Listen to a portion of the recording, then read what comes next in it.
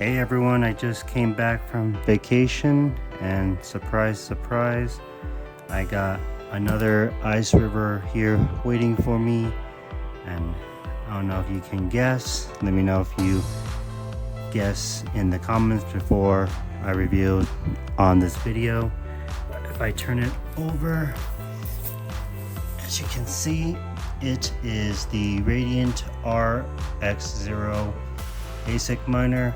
I'm gonna be unboxing, so let's open up and see what it is. Currently on iServer, I believe it's out of stock right now. They just shipped the first shipment, which I just got, and it runs approximately 260 gigahash on the SHA algorithm, since it's mining Radiant, and it's approximately, on their website, it's for $399. So if we open it up here, as you can see, and this is what it looks like.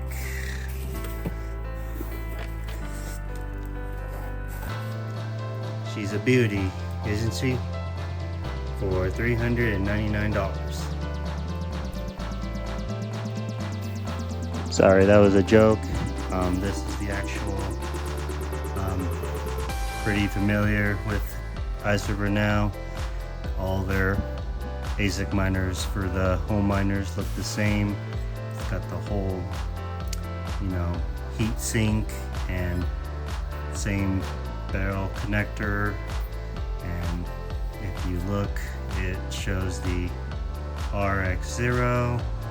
You got the same two 80mm fans with the Ethernet, and this one doesn't have the SD card that's normally hiding in here.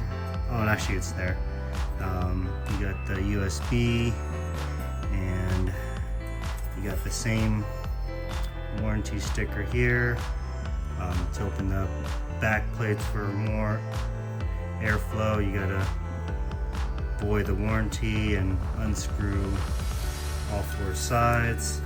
I already did a modding video about this on my Caspa Ultra if you want to check it out, but we're gonna do the same thing on this one with modifying, so when PB Farmer does release an overclock, you know that we're gonna already have this modified, so we can do the modded firmware and overclock this further, so we can get more efficiency out of this miner. And again, if you want, there's the 4 screws to mount a 120mm fan if it gets too hot. But for the modification, we got the 3D printed AC Infinity fans that we'll be attaching. I can show you later for this one, but what we're gonna do is mod this one as well, and I will let you know when I'm done. So I already got one plate off of the RX0. You can see here, the RX0.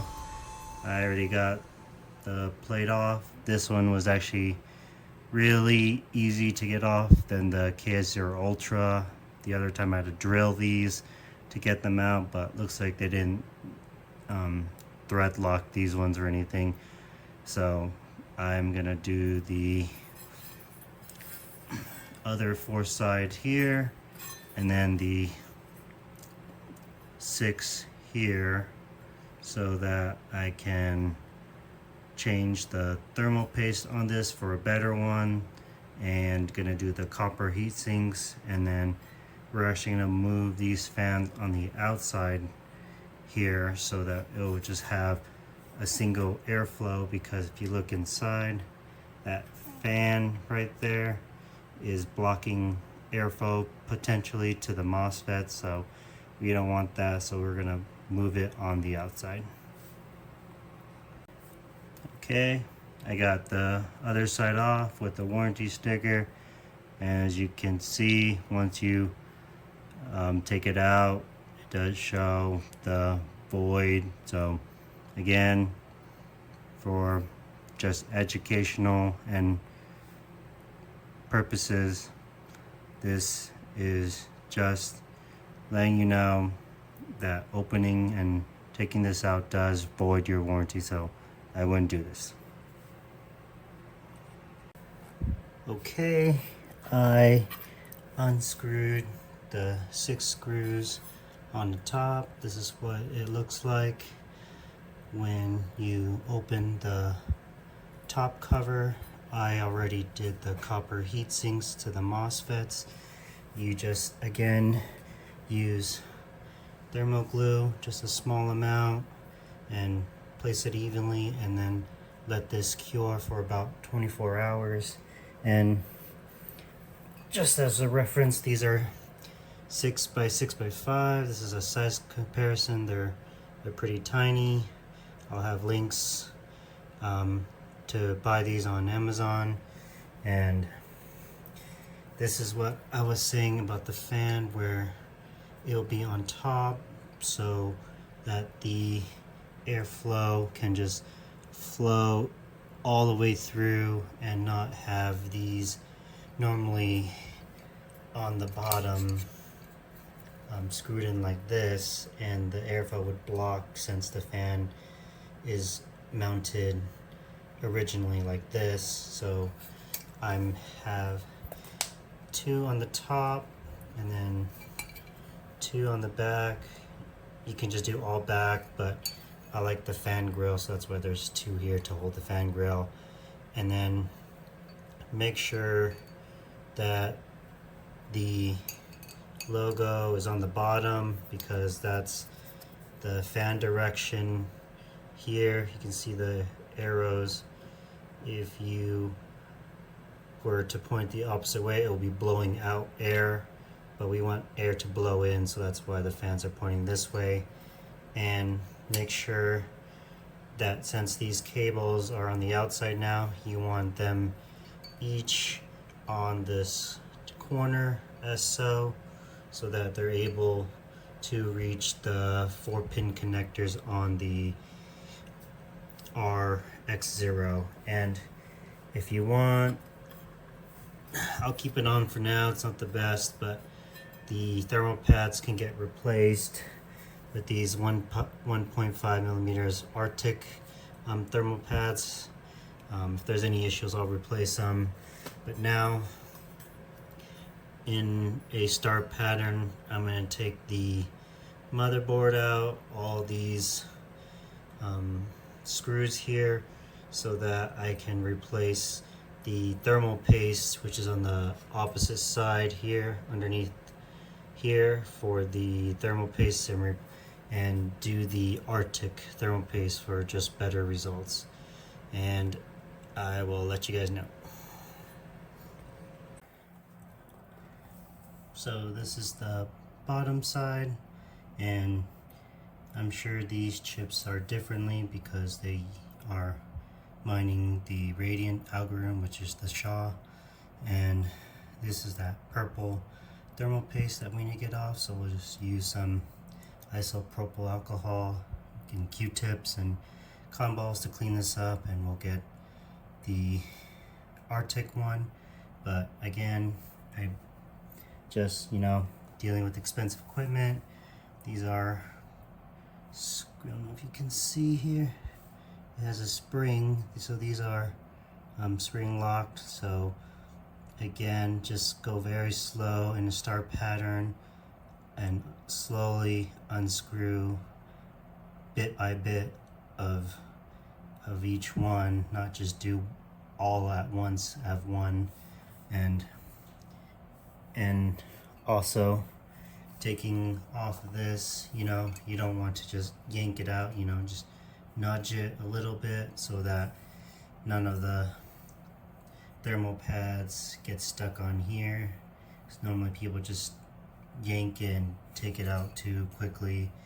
And also when screwing the fans back on. Don't do them too tight because the fan won't be able to spin because it's too tight, and it's the fan's not able to spin because you're pushing down the fan motor, and so it won't work. And so this is the bottom side. I already cleaned up all the existing thermal paste already right here. So the last step is just to clean this part off and apply new thermal paste.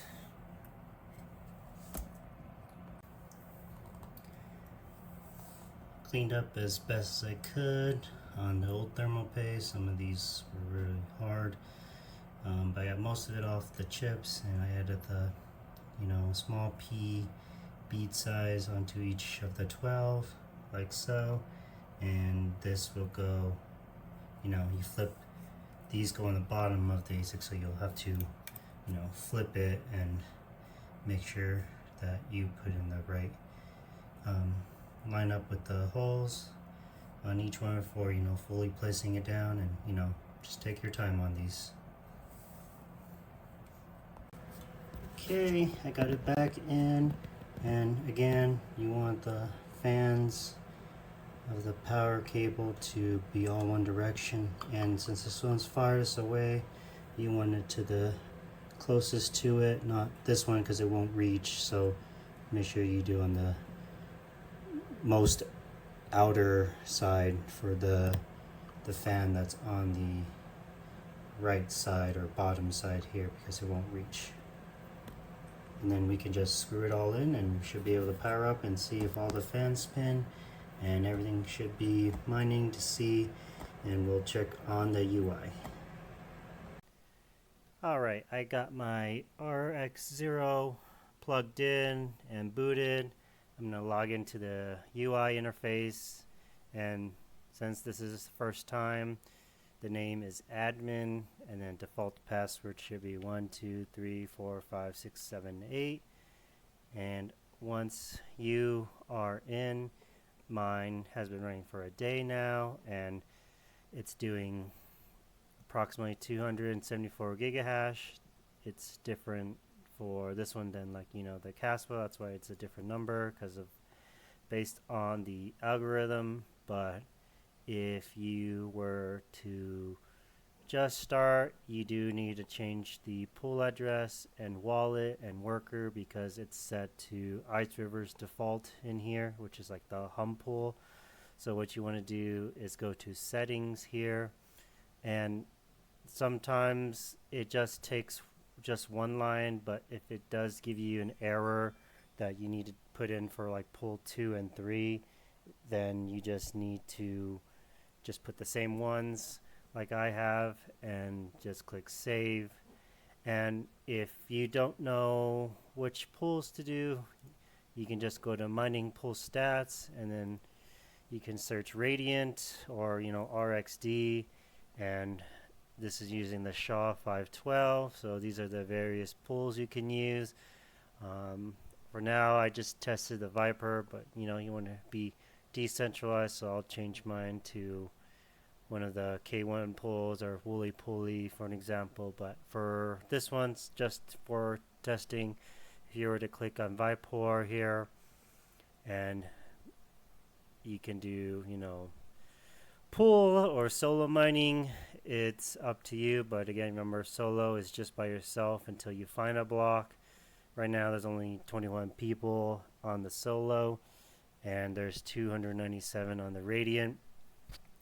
And if you want to start mining, you just click start mining, and if you go down, you would pick the closest location for you. So you can just do like this one. For me, California is the fastest, and you would do the TCP, so you can just click copy, and going back and paste this in. Wallet, if you don't have a wallet, I saw that Tangem supports Radiant on here, so if you already have a Radiant, then you can just get your receiving address and paste it in there. And just to not be confused with if you have Ledger, this Radiant is different. It's RDNT. Don't be confused with RXD. This is a different coin, so don't get confused. Ledger doesn't support it. And if you were to go on Radiant's main website and white paper and so forth, they do have the Windows wallet that you can download, or the app here. They do support on the Chainbow wallet, or there's this phototonic that you can do. If you don't have one, you can download it and set it up. This one looks like an online one. And then you would do the period and your mining name that you want. For me, I just did RX0. And what you want to do is also, they have a miner's log in this one, which is pretty cool. That shows, all the info if you were to look and see if there was any issues. But you can see that it connected and it's hashing away. It does show, the temperatures and so forth on the board.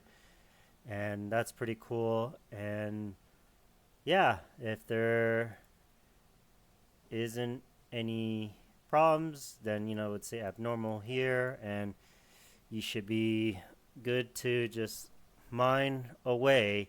But the question is, at this point, is this even a worthwhile purchase? Because this RX0, when it was initially being released, it was before anyone could get their hands on. It was advertised and showing as $12 per day, and the market's been taking a hit and hasn't been the best. So right now, currently on this day, it's mining approximately about 86 cents to $1, which is pretty rough, I say. And surprising that they even released an RX0 miner, because this is not really as a popular coin.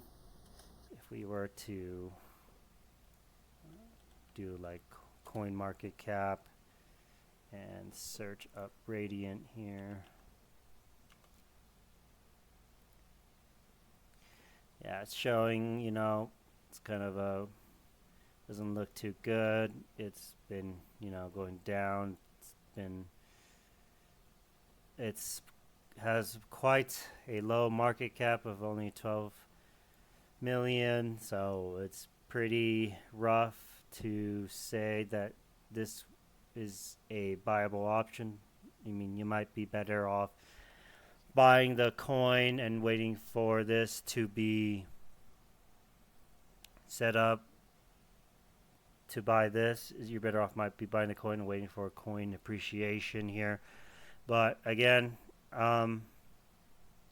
if it does get bullish, and I'm not looking into ROI or anything like that, I'm just waiting to see if this does price appreciate and go from there. I'm not looking at any profitability at this time right now. And who knows if they are gonna be releasing any more miners of the Radiant, because I know that Ice River and the other competitors like Bitmain and so forth did release, fairly quickly on the Caspa miners, where it was sort of like every 3 months. And if we look at, Caspa, let's see, or just Ice River in general here, they were releasing, the KS2, KS3, and then, KS5 kind of in short time, where it was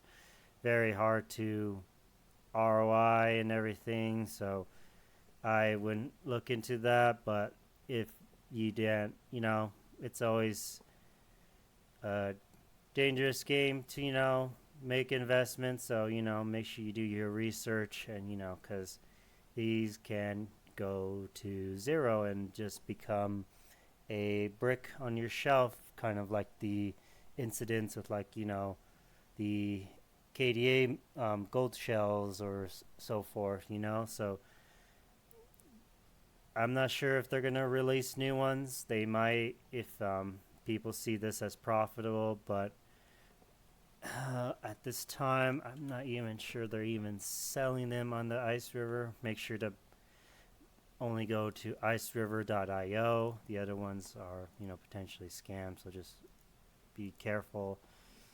And looks like they are not available. So yeah, this I would say is a pretty hard sell to buy one of the RX0s based on how low the profitability is already, but it can, always come back, or price appreciate, or I'm just building my bag on this Radiant, and you can always, do, if possible, if you don't want to, you can always potentially, if they do support, is unminable, but I'm not even sure they have the specific one for.